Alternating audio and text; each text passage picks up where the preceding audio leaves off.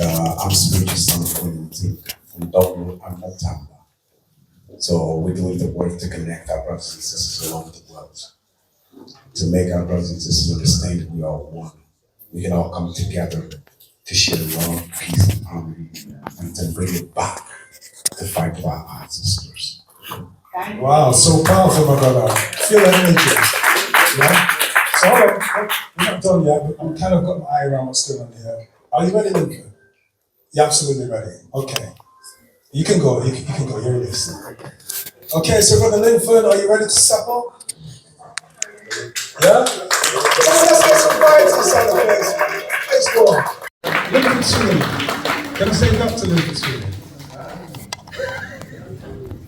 Just Lincoln Sweeney is enough. Right.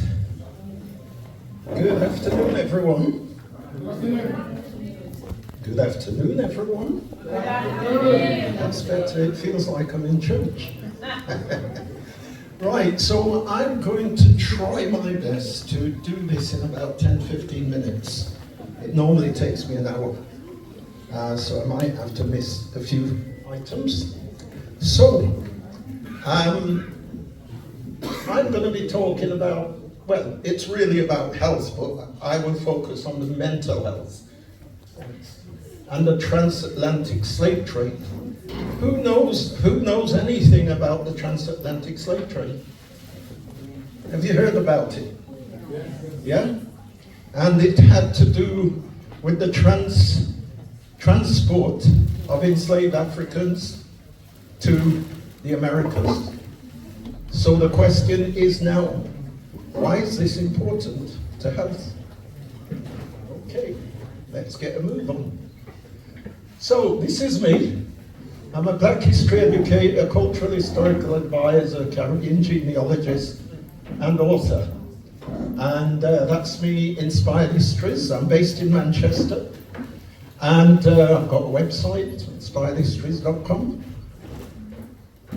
Right. So obviously, our health is important to us, am I right? Yeah. So, however, are you aware that the health of our ancestors can still impact us today? Yes? Oh, that's good. That's a good start. Let me tell you more. First of all, let me say I am not a qualified health practitioner or professional, but a humble historian with an interest in health. Okay? So don't ask me health questions. I don't know very much about it. Okay, so spiritual health, physical health, emotional health, and mental health. Yes? We're talking about all of that. Today it's more about mental health. So, Black History Timeline, I'm just going to take you through the transatlantic slave trade very quickly. Black History Timeline starts with freedom in Africa. And then there was captivity from around the 1450s in terms of the transatlantic slave trade.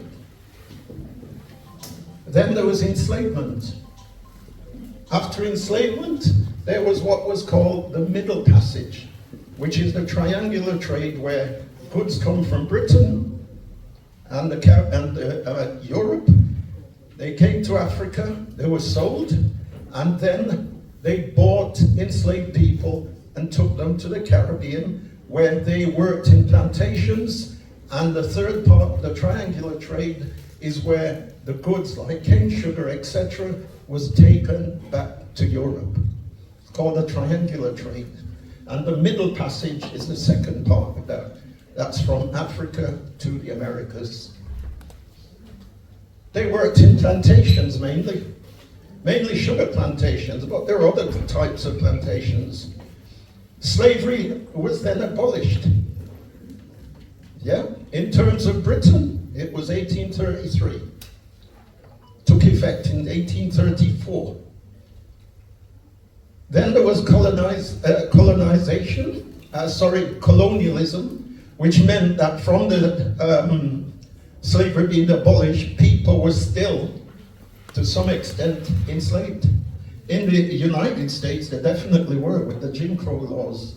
There's laws to keep them down, keep them from progressing. Yeah? I'm from Jamaica, so we didn't have Jim Crow laws, but obviously people were very poor, and they weren't given education, they weren't given anything, not even land. And then we had independence. So the first independent black country in the world was actually in Haiti. However, in the modern era, that was in the 1800s, 1804 to be exact. But in the modern era, it was Ghana, and then later on some of the Caribbean countries, Nigeria, others, came out of colonialism. So, I've got a nice little graph thing here that will give you an even better idea. So, from freedom, we had from 3000 BC, and even before, we had Nubia, and we had Kemet. Anybody know what Kemet's actually called now? It's called Egypt now. It was called Kemet then. Egypt was the name given to it by the Greeks. Okay, African empires, kingdoms and states were formed. Nubia, Kemet, Kerma. We're talking 2000 BC, 4,000 years ago, these places existed. Then Kush, Axum, ancient Ghana. Somebody mentioned Mali before. You had Ife in Nigeria. You had Songhai, which was the largest black empire that ever existed. It was larger than Europe. Yeah? And then you had the Benin, and you mentioned Ashanti before, with Queen Asantewa. Okay? Then you had trade, you also had trade with gold, ivory, spices, and slaves. We'll come on to the enslaved people after.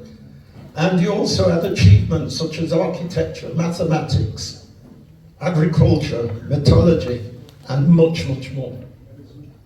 And then some of the people, such as Nama, who united ancient Kemet. You had Hatshepsut, who was the first known woman pharaoh. Although we didn't call them pharaoh at the time, we actually called them kings and queens. Yeah? And then you had Amani Renas, who was with Kush, the one-eyed queen, who fought the Romans to a standstill. You had Mansa Musa, yeah, which was mentioned before. And you also had Queen Nzinga. We could have included Queen Yasantiwa and a whole host of others, Queen Nandi, etc. Okay, so what happened? Slavery in Africa at the time was anyone who was a debtor, or a thief, or a criminal, or a war captive would be classed as enslaved in Africa, but not the same way they were enslaved in the Americas. It meant that they were enslaved for life. They could get out of that if they were good.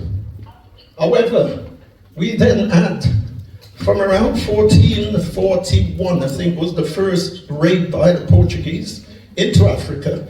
You had internal raids, you had massacres, you had wars, conflict with neighbors. Obviously, where did they get the guns from? Europe. They were sold to them.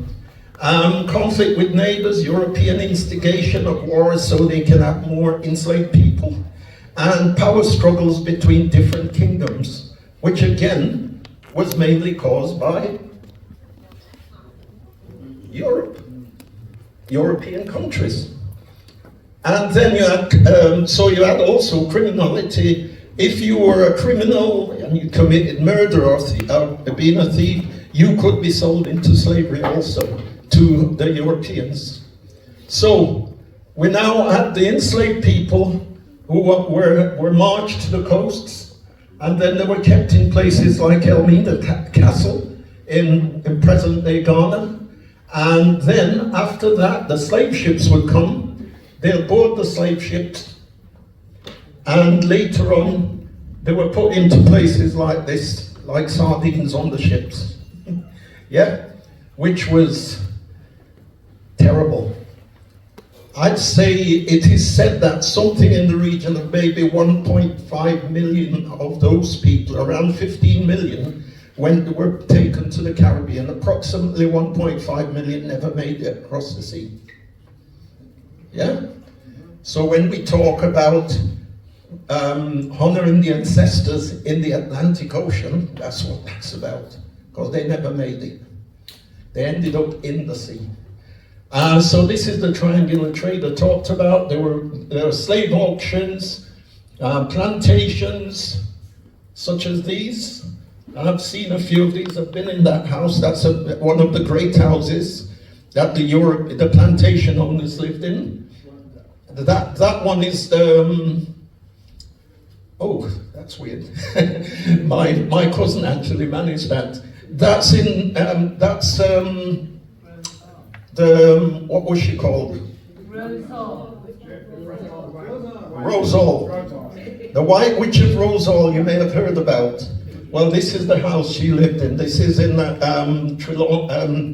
Montego Bay. And I've been in there in the day and at night. And they tried to frighten me. It didn't work. But that's really for tourists. So then you've got the plantations, enslaved people being sold, children being sold, ripped apart from their mothers, etc. Whole lot of things happened. They were brutalized, basically. So the practice of slavery was the most valuable parts of the British Empire. The rights of masters to punish slaves was enshrined in law. Sugar plantations and brutal slave regime was the jewel in the imperial crown at the time. And enslaved people were classed as property and they had no human rights at all. Do you think that would have some impact on their mental health? So, as I say, punishments could include amputation, disfiguring, branding, and much more. I'm sorry to make it so gory for some people, but sometimes you just have to tell the truth. So if anybody feels, that I'm going too far, just say, put your hand up, okay? Right? Slaves could also be put to death, especially during the aftermath of rebellions, and there were many, many rebellions. Yeah? Collaborating in rebellious plots meant that they were cruelly dealt with, creating divisions with others, and family members were also sold. Okay? Right. So, as I said, there was lots of rebellions, lots of resistance and reconciliation. And then you've got Queen Nanny, who was one of the national heroes of Jamaica, who was one of those who fought against slavery, and she was with the Maroons, and she fought during the First Maroon War. Then you've got Busser in Barbados, who fought against 1816 rebellion, and he's a national hero of Barbados. Okay, now this, I'm gonna not look too much at this, but the point is women were subjected to a lot of cruelty during that time. Let's just skip that because of time. But as I said, for instance, there was a guy called Dr. Marion Sims. Anybody heard of him? He's classed as the father of modern gynecology. Let's just say that he practiced on enslaved women. Yeah? And let's leave it at that. Okay? So, abolition of slavery, I've mentioned. Let's move on to... Right, so, colonialism and imperialism, the impacts. Intergenerational trauma. Who's heard about intergenerational trauma? Yeah? The trauma, the loss of cultural identity, the systemic racism, that's all part of the trauma. Experienced by black communities in the Caribbean during slavery and its aftermath. this had intergenerational effects that continue to be felt this day, to this day. And so the presence of black communities is directly linked to its history as a colonial power. And the important thing is, this led to intergenerational trauma, and it is important to acknowledge and address the historical legacies of colonialism and imperialism. Okay? Right, what else can I say? Trauma and trauma has a psychological impact on people. There is a scientist by the name of Candice Pearce. She's not a black scientist, but she came up with a theory that there is such a thing as cell memory, which means that it's passed down from generation to generation. So this is not pseudoscience. This is actual scientists saying this. Yeah. It disrupted families and relationships. Physical abuse can lead to severe and long-lasting trauma, including anxiety, depression, other mental health challenges, etc. And right, so let's look at some of the physical trauma: capture, forced marches, shackling, dangerous work conditions, disease and malnutrition, physical punishment and torture. That can all have an effect on the person. Obviously, emotional trauma, helplessness, powerlessness, depression, anger. Are you getting an idea as to where I'm going with this? Yeah? Mental trauma, separation from family and community, loss of cultural identity and heritage, constant fear and anxiety, psychological trauma from physical abuse, dehumanization and objectification, particularly of women. And so all of that has a lot to do with what we call intergenerational trauma. And finally, you've got spiritual trauma, erasure of cultural identity, suppression of religion, suppression of what your ancestors were about, and also the co-option of Christianity for control and oppression. Yeah? There's a lady by the name of Dr. Joy DeGruy. She's written a book called Post-Traumatic Slave Syndrome. Yeah? If anybody gets a chance to read this, you need to. Dr. Joy DeGruy, Post-Traumatic Slave Syndrome. And she talks about that America's legacy of enduring injury and healing. And in the book, she talks about the intergenerational trauma experienced by African Americans because of slavery and its aftermath. Okay? And she explores the concept of post-traumatic slave syndrome. She coined that phrase. You've heard of post-traumatic stress disorder. This is post-traumatic slave syndrome. And the trauma of slavery has been passed down through generations, and it affects psychological and emotional well-being of African Americans today. She's specifically talking about African Americans, but that can go for any in the Americas, which includes, Colombia, Brazil, the Caribbean, etc. And she also examines the dehumanization and violence endured by enslaved individuals, etc. I mean, you can read some of this for yourself, but she talks about all of that in that particular book. Okay? So there is a lasting impact on enslaved descendants, and that's what she comes up with.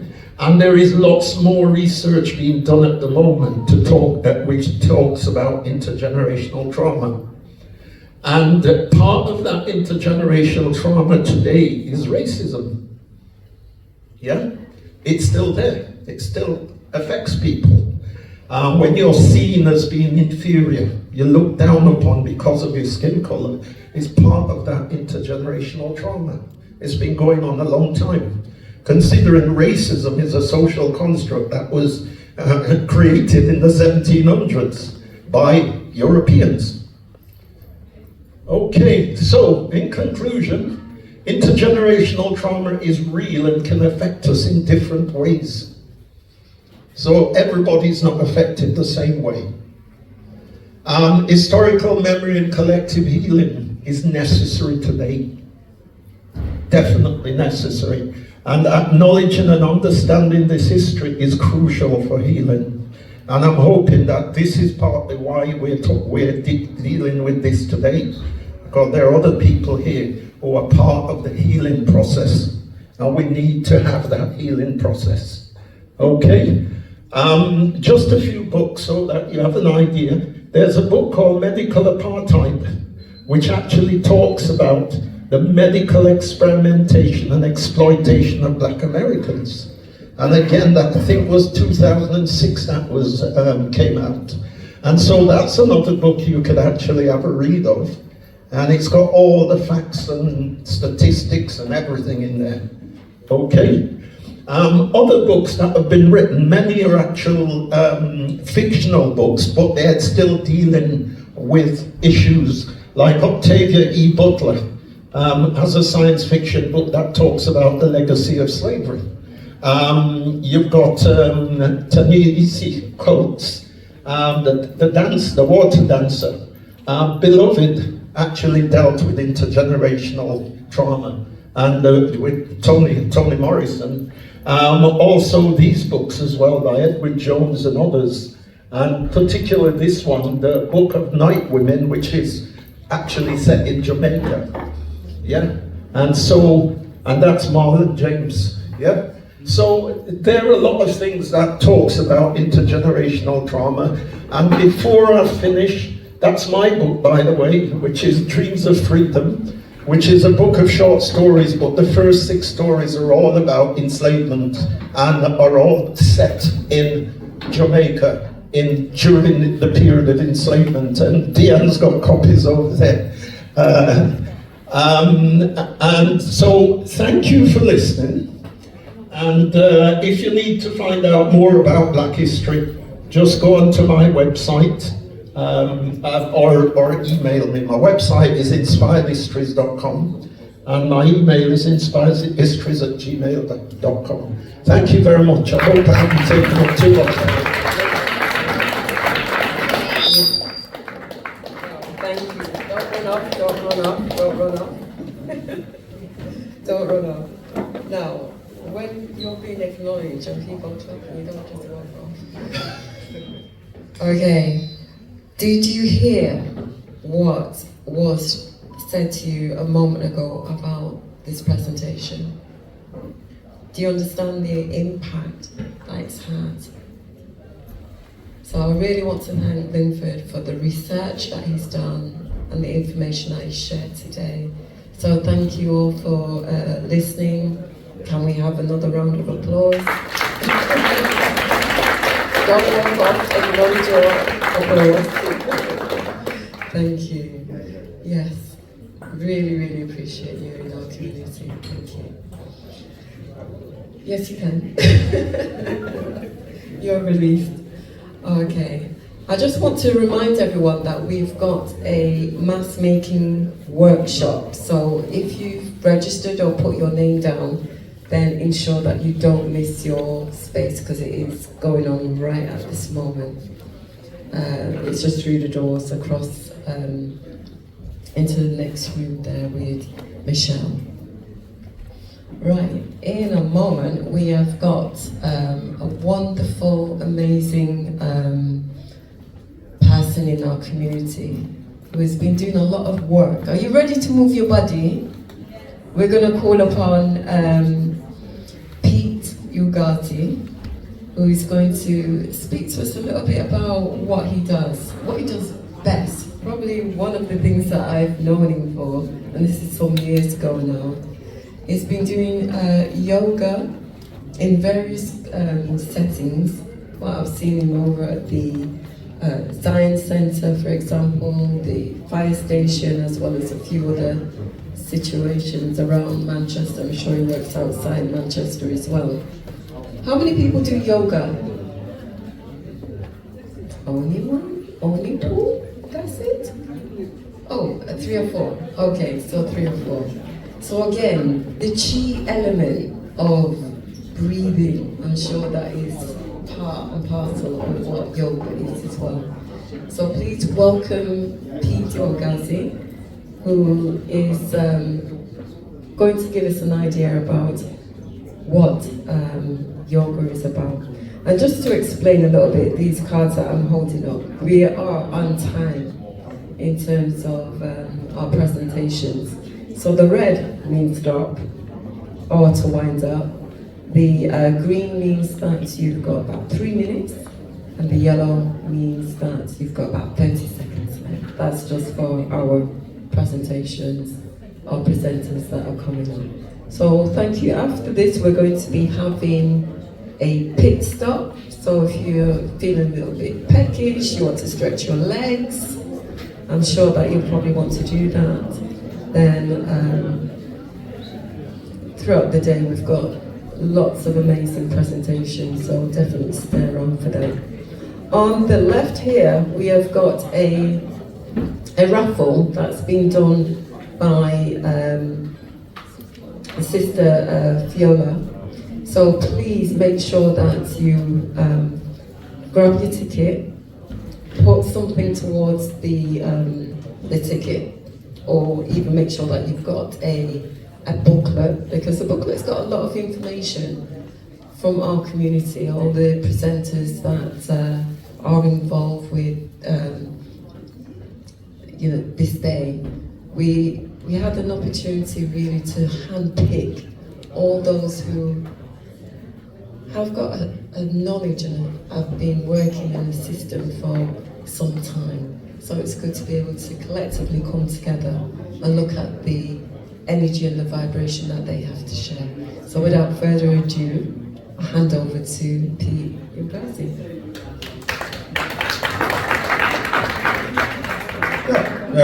Thank you, everyone. My name's Peter.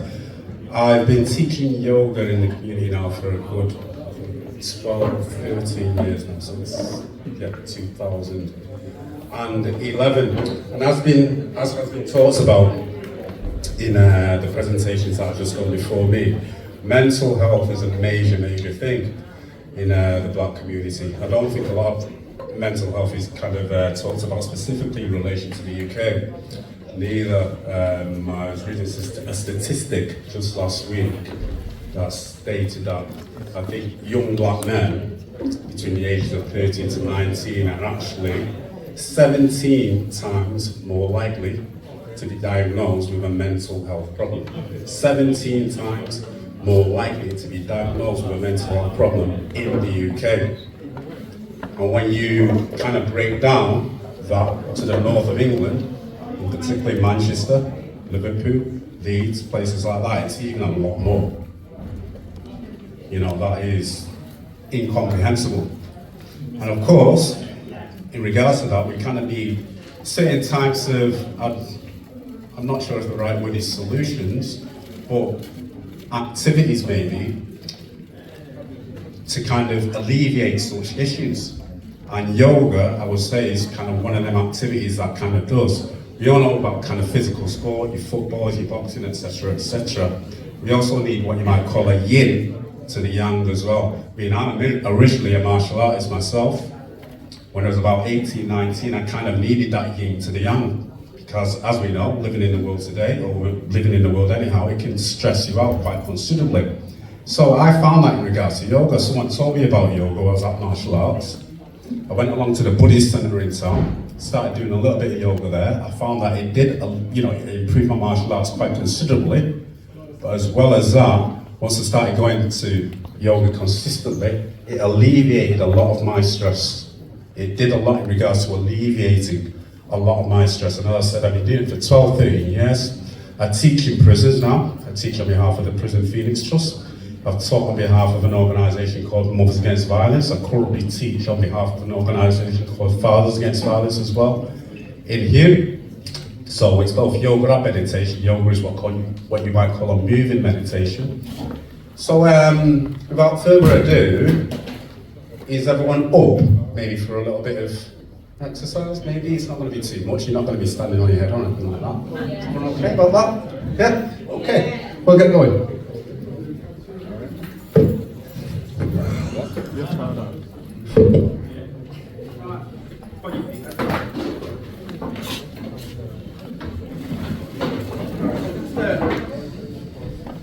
Just a few gentle, very, very gentle stretches here, and then maybe a 5-minute meditation afterwards. So a few gentle stretches for maybe 5 minutes, and then a 5-minute meditation after that.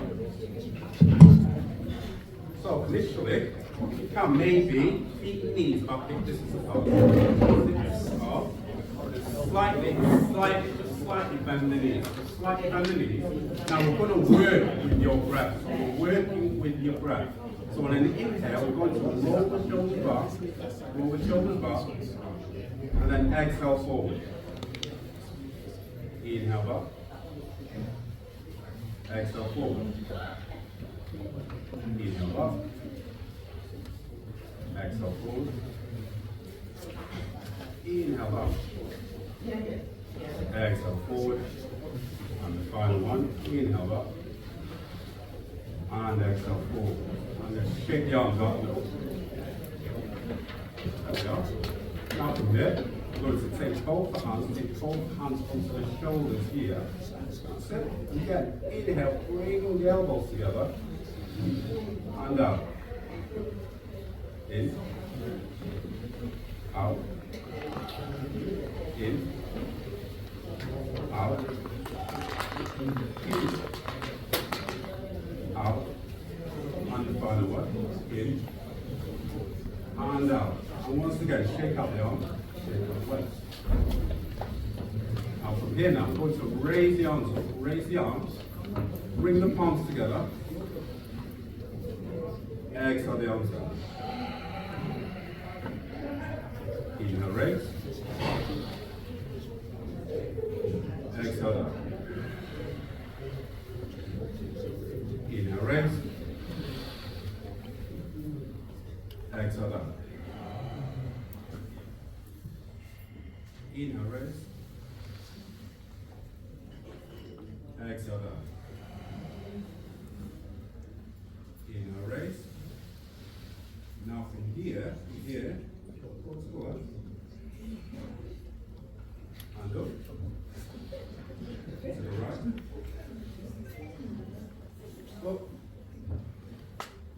To the left. Up. To the right. Up.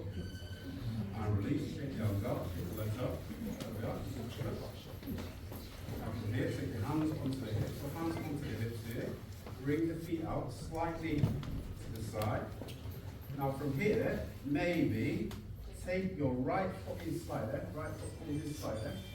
The left foot comes all the way out. That's it. And now, just swing your hips so your hips are in line with your thighs here, and then just bend this right knee or bend the left knee. That's it. Raise both the arms up much.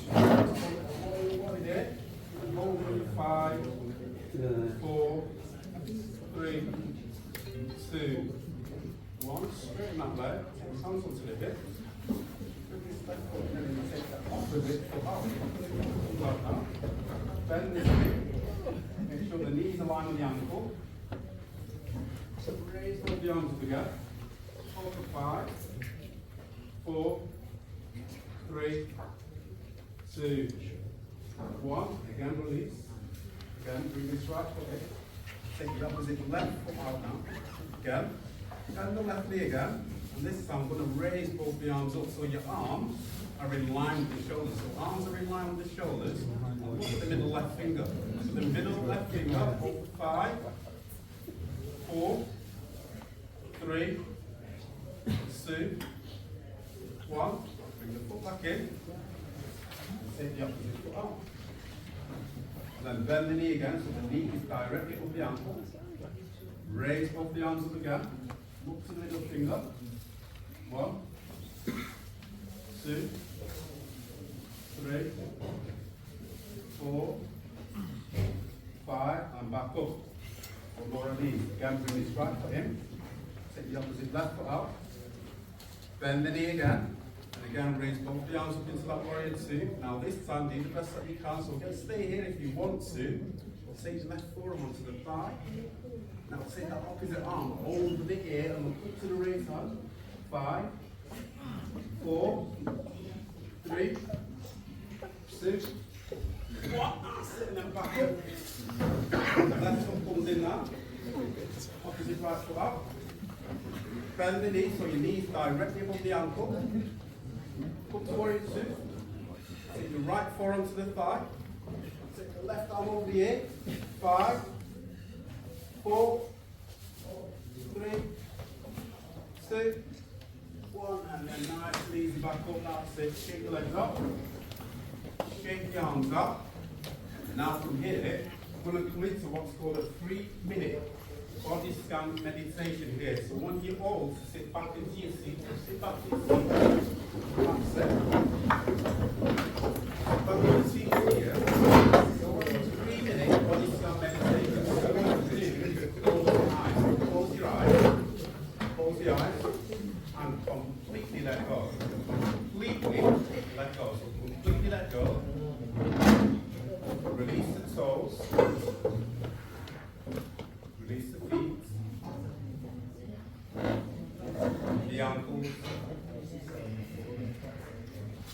Calves. Knees. Thighs. The buttocks. The lower back. The abdominals. The upper back. The chest. The fingers. The wrist. Forearms. Elbows. Biceps. Triceps. Shoulders. The neck. The back of the tongue. The tongue. Cheekbones. Back of the eyes. The eyes. The eyelids. The eyebrows. The front of the head. Completely let go, so completely let go. Listen to your breath, the inhale and the exhale. And for a couple of minutes, see where the breath takes you. Completely let go. If thoughts come to the mind, acknowledge the thoughts and go back to your breath. Completely let go.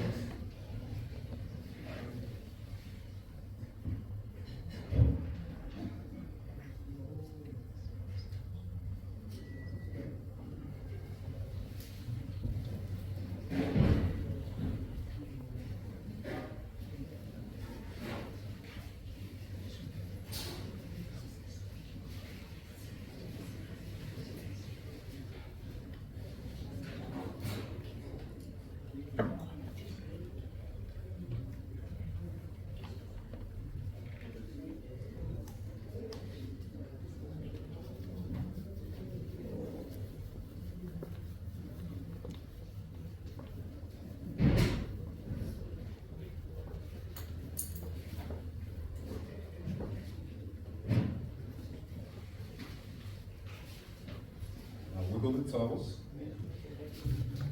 wiggle the fingers, big inhale,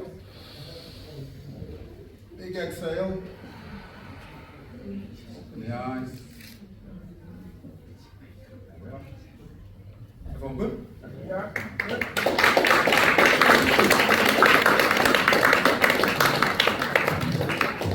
Any questions?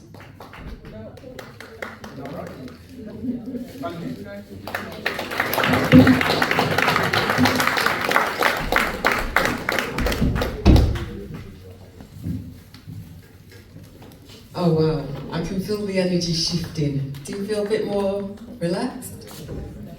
Hungry?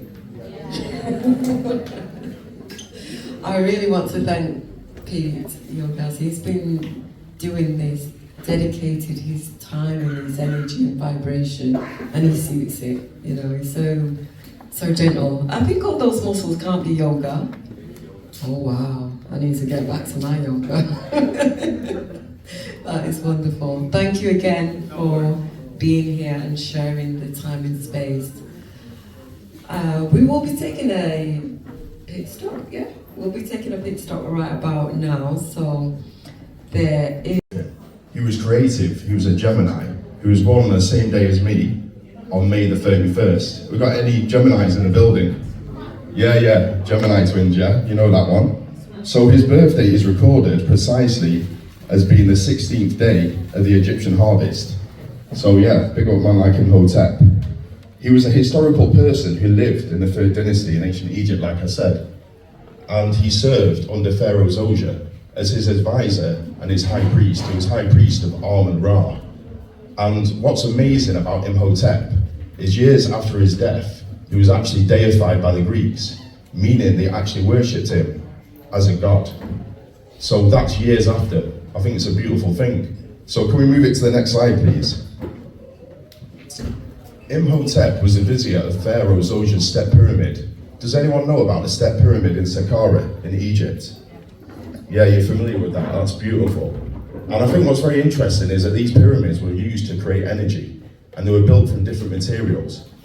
And modern Egyptologists will tell us that the pyramids were built for tombs for the pharaohs, but the matter of fact is that not one single body has been found in a pyramid. In fact, these bodies were actually found at burial sites known as mastabas, and the dead were basically buried at these royal burial sites. The step pyramid built by Imhotep was a generator producing free energy, and the energy was provided by hydropower, much like you get today. And it was created by running fast water to provide the energy. And the river Nile was much closer to the pyramids than what it is now. So the water created the free energy. And like I said before, the ancestors were amazing. Their achievements were far beyond what the modern Egyptologists will tell you. Can we go to the next slide, please? Imhotep, his name. Okay, it's beautiful again. His name, Imhotep, means him who comes in peace. We were peaceful people. We weren't warring people. We lived under what's called Ma'at. Okay, the 42 negative confessions. Everything was beautiful. We respected each other and we showed each other love. And Imhotep was also a polymath.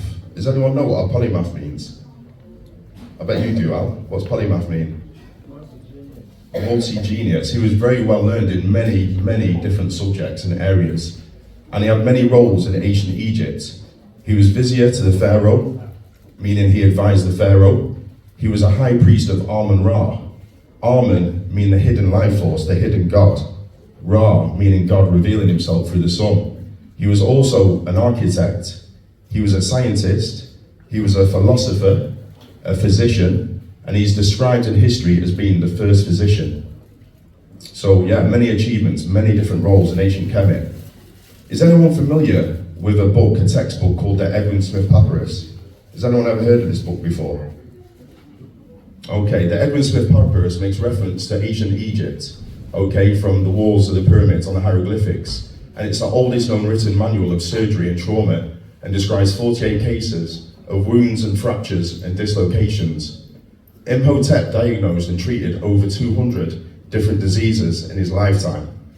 So we're talking way before modern hospitals. This included tuberculosis, appendicitis, gout, gallstones and arthritis. And he also performed surgery and founded the first medical school in ancient Kemet in what is known as Memphis.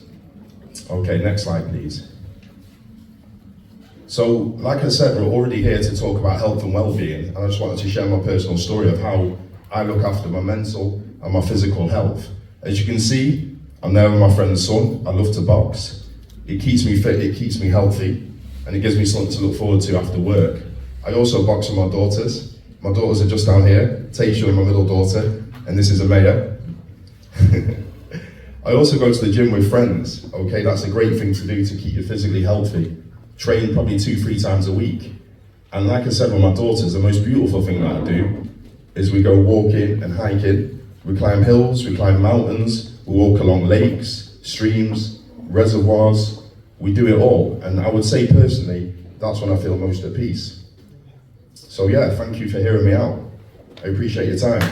Thank you.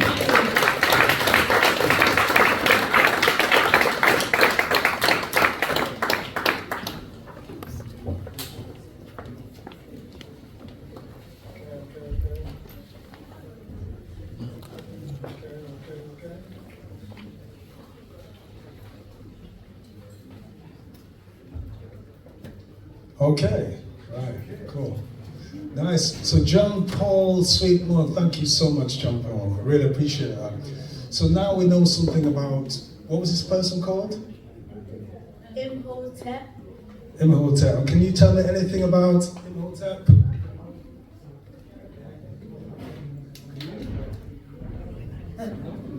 Okay, I've got someone here, and you've come all the way from? America. Okay, whoa. What part in America have you come from? I'm sorry, what's your name? Your name is? Peyton. Okay, thanks. So Peyton is going to tell us something about Imhotep.